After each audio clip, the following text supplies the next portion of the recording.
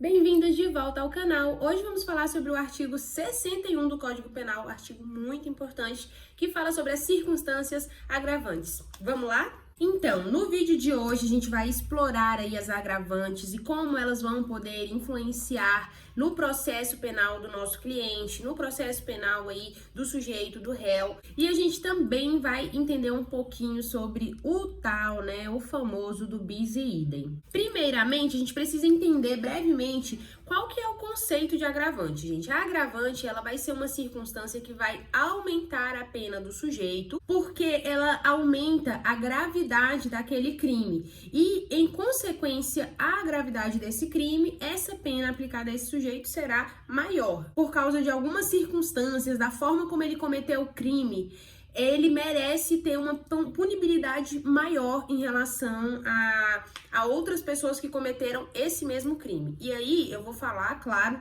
cada uma dessas agravantes aqui com vocês. E, gente, a gente precisa lembrar o que é o tal do bis e idem, Que é um princípio jurídico que impede que alguém seja julgado, ou culpado duas vezes por uma mesma circunstância. Por que é muito importante a gente falar de bis e idem quando a gente vai falar aqui de agravantes, de qualificadoras, tudo isso? Porque é muito comum da gente ver, principalmente na prática, o juiz às vezes dando ali um homicídio que já é qualificado por exemplo, o homicídio ele já foi qualificado por ter uso de arma de fogo ou de explosivo ou alguma coisa do tipo.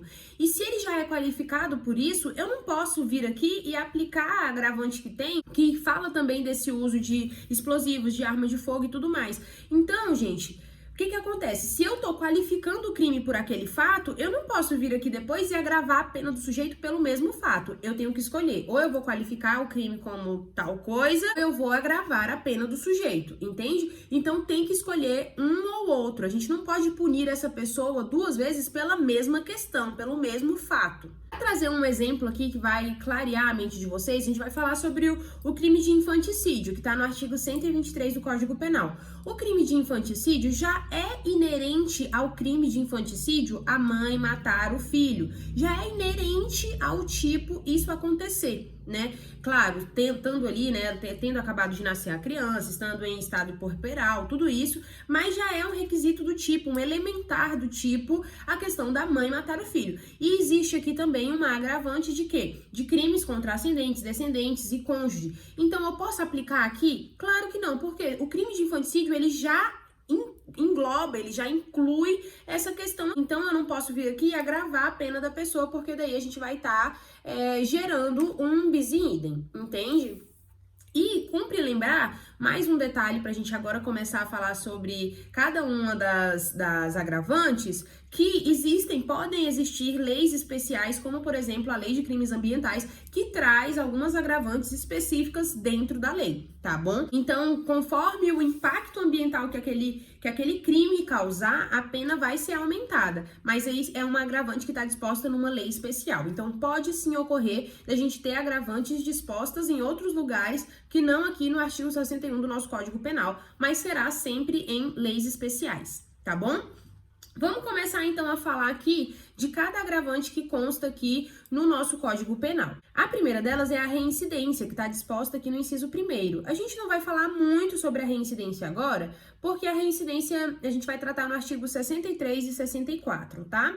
Mas só para a gente ter aqui uma noção, uma base do que é a reincidência ela vai ocorrer quando o réu ele já possui uma condenação transitada em julgado no momento que ele comete aquele crime. Então, no momento que ele está cometendo o segundo crime dele, ele já tem uma sentença condenatória transitada em julgado. Se tiver processo aberto e tudo mais, a gente já tem jurisprudência que fala que não vai caber para entrar aqui como reincidência. Então, se a pessoa está com processo aberto e está respondendo por outro, mas não tem sentença condenatória, não tem nada, então não vai valer como reincidência para a gente configurar aqui dentro desse artigo, tá bom? Então, o que você precisa saber agora sobre reincidência é isso. O inciso 2º vai falar ter o agente cometido crime. E aí a gente começa a ir para os incisos, que vai do A até o L. E aí, o A fala por motivo fútil ou torpe. Gente, o motivo fútil e o motivo torpe, apesar de parecer ser a mesma coisa, não são. O motivo fútil vai falar sobre algo que é banal, irrelevante, insignificante. Eu matei a pessoa porque ela tinha uma dívida de 50 reais comigo. Eu tava no trânsito e aí eu xinguei o cara, dei dedo pra ele parou, pegou a arma e matou. Então, nesses casos, a gente tá falando de motivos que são fúteis, são banais, acontece do nada, não tem uma motivação, não tem uma motivação muito palpável, entende? Já quando a gente está falando de um motivo que é torpe, é algo que é extremamente reprovável. Como, por exemplo, o caso de Susana von Richthofen. Ela matou os pais para ficar com a herança deles. Isso é um motivo que não é insignificante, você matar os pais para ficar com a herança. Existe um motivo que não é fútil, não é banal, existe um motivo, mas entretanto é um motivo extremamente reprovável, sabe? Então é interessante você saber a diferença entre o motivo fútil e o motivo torpe, mas sempre que o crime for ou fútil ou torpe, entrará aqui como agravante, tá? Do artigo 61. A próxima questão é: para facilitar ou assegurar a execução, a ocultação, a impunidade ou vantagem de outro crime. Então, nesse artigo, a gente está falando sobre o quê? Nessa linha, né, que é a linha B. Uma pessoa comete um crime para garantir a execução de outro crime. Então, vamos lá. Eu roubei essa arma de fogo para depois eu poder matar essa pessoa. Eu cometi esse crime para poder executar outro crime. Ou também a ocultação. Então, eu matei aquela pessoa ali porque ela era a única testemunha, ela era a única pessoa que sabia que eu tinha matado a fulana. Então, eu matei ela. Então, eu tô cometendo um crime para garantir a ocultação de um outro crime. Ainda, a impunidade, que também entra nesse mesmo aspecto, né? Então, assim, essa testemunha já falou que ela vai na polícia para confessar o que eu fiz, para falar o que eu fiz. Aí o que acontece? Eu vou e mato ela, por quê? Para garantir a minha impunidade, entendeu? Ou então tem um policial que tá investigando o meu caso, tem um promotor que tá investigando o meu caso. Eu mato ele para garantir a minha impunidade. Ou outra questão, vantagem de outro crime. Então, qualquer vantagem que eu puder obter de outro crime, que eu tenho que cometer um crime para garantir essa vantagem, também vai entrar aqui como uma circunstância agravante.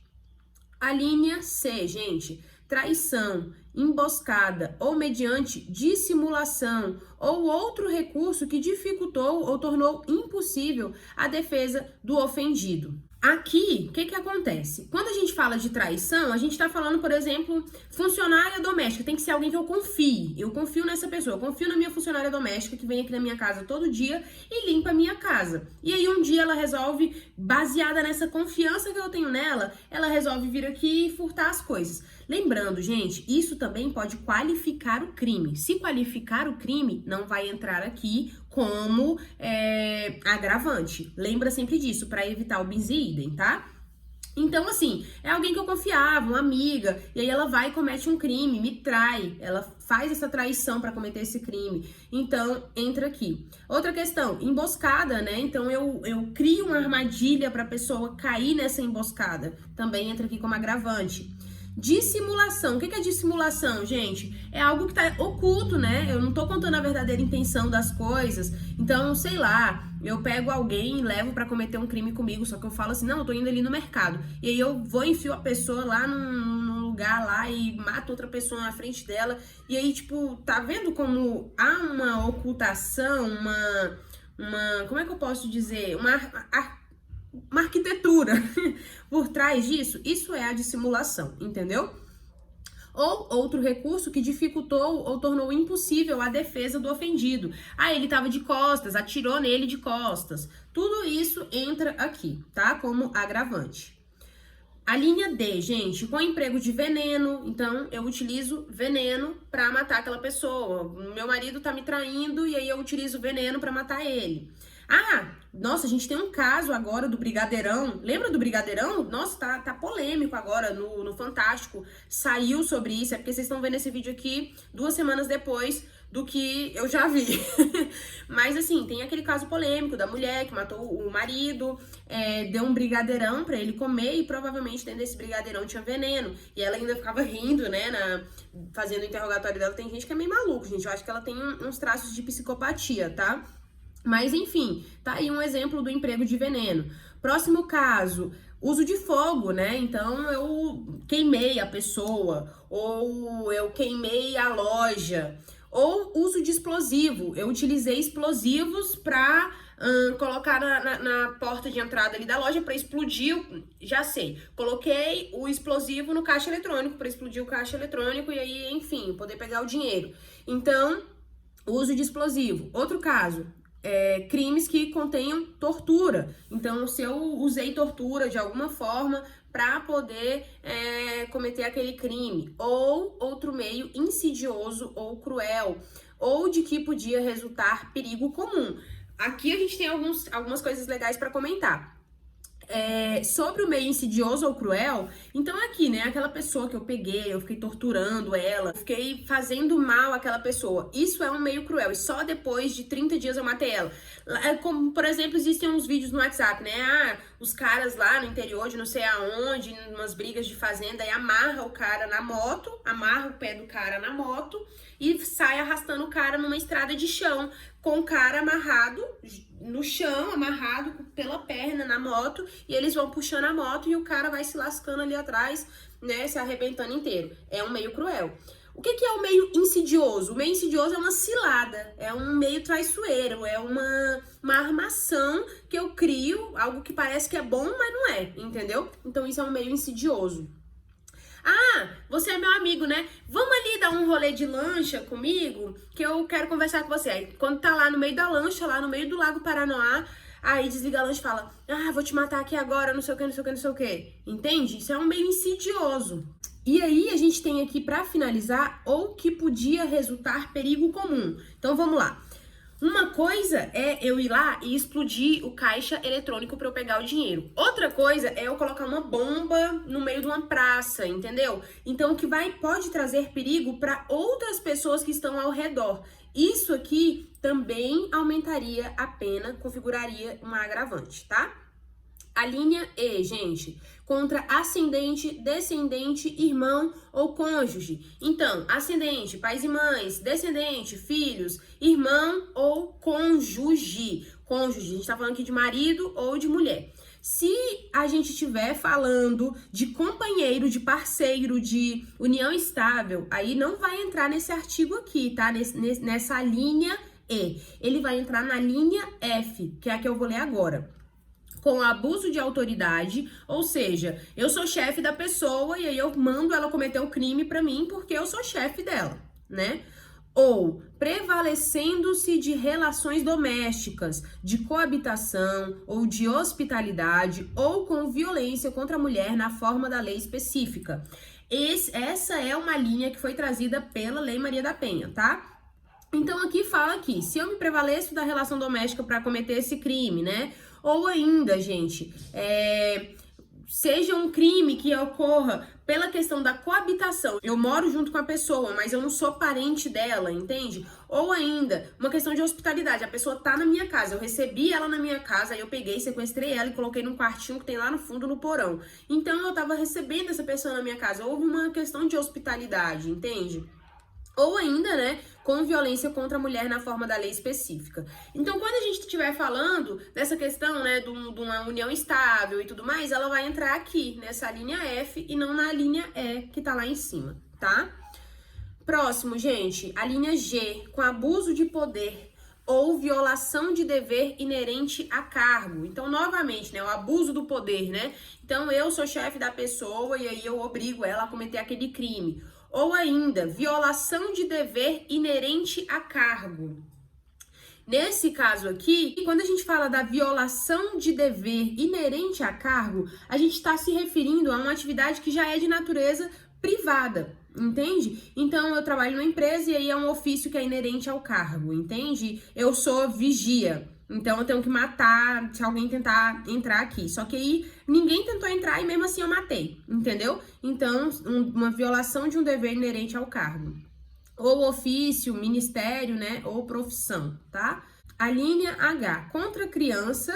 E aí a gente tem que ir lá no ECA, que o ECA entende que crianças são pessoas, né, com até 12 anos incompletos, tá? Então, crianças ou pessoas que tenham mais de 60 anos, que aí lá pelo Estatuto do Idoso, né, já configura aqui a questão do idoso, ou ainda enfermo, né, doente ou mulher grávida. Lembrando que é necessário saber a condição de enfermo dessa pessoa ou de gravidez dessa pessoa. Se eu faço crime contra alguém e eu não sei se aqui ela tá grávida, eu não sei que ela tá doente, então aí não tem problema. Agora eu tenho que saber dessa condição, eu tenho que saber da gravidez, tenho que saber da doença e aí cometer o crime com base nisso, entende? Por achar que aquela pessoa tá vulnerável. Aí isso enquadra aqui nessa agravante. Inciso I. Quando o ofendido estava sob imediata proteção de autoridade. O cara que a polícia pegou ele, né? Vou dar um exemplo. O estuprador do bairro, a polícia pegou ele. E aí a população ficou indignada e linchou o cara. Só que o cara estava sob custódia, sob proteção de autoridade. Então, nesse caso, existe essa agravante aqui, tá? Inciso J, vai acabar. Uma hora esse vídeo acaba. E as agravantes acabam também. Inciso J, em ocasião de incêndio, taquei fogo em tudo, naufrágio, o barco que naufragou, inundação, então lá o caso do Rio Grande do Sul, ou qualquer calamidade pública ou de desgraça particular do ofendido. E aqui cabe muito nessas situações que a gente viu no Rio Grande do Sul acontecendo. Então, assim, vários lugares sendo saqueados, né? Várias casas sendo saqueadas, o povo se aproveitando desse estado de calamidade pública para poder roubar, para poder, essa loja aqui ainda tem televisão e eu tô sem televisão, então vai lá, rouba a televisão. Então, se aproveita dessa situação, né, como é que eu posso dizer? Aqui no próprio artigo fala de desgraça particular do ofendido, né? Aproveita dessa situação de vulnerabilidade para poder cometer o crime, tá?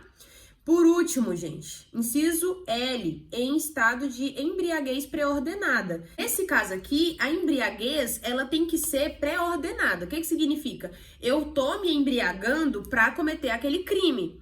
Aqui vale também a gente falar que a embriaguez, ela não é somente de álcool. Cabe falar também aqui sobre outras substâncias que têm o mesmo efeito, que produzem o mesmo efeito. Então, às vezes o cara não bebeu nada. Então, por exemplo, quando a gente pega crime de assalto, eu já peguei bastante crime de assalto e tudo mais, outros crimes assim de furto, de roubo, onde os caras geralmente, antes de cometer o crime, eles se encontram ali, eles ficam utilizando drogas mais pesadas para poder ter coragem de efetivar aquele crime. E aí depois eles vão pro crime. Então, enquadraria aqui nessa situação de agravante, tá bom? Aqui do artigo 61.